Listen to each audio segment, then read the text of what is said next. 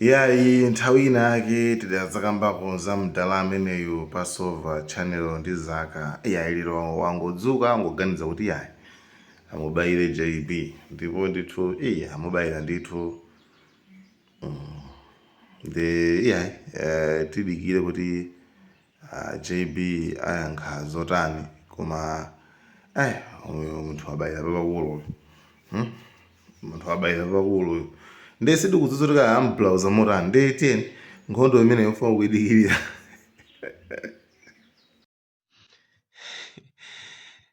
Passover channel ndi zaka muli bwanji kulikonse kumene muli masana madzulo angakhalenso mamawa mukapanga chuni Passover channel mukumana ndi Kamkudzukudzu. Iyi ndi programu yotchedwa Kamkudzukudzu yomwe timakhala tikukudzulana kuchotsana utsiru kuti ngati wina wake asapiteko ndi bweya, ngati patsalire bweya kuti sipadakudzuke pamene timawaula ndi moto, ngakhale akamapita fungo lokha limamveka kuti uyuyu adali kumkudzukudzu.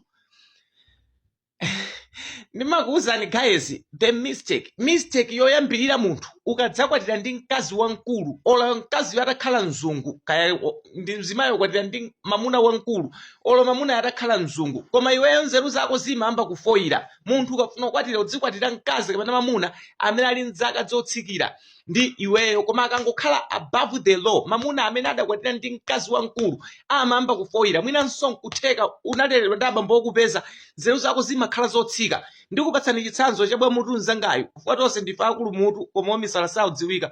Uyu amene adakwatira mzungu koma ali wamkulu, lero mwamuona zomwe zachitika, zomwe akuchita, mutu wabalalikiratu.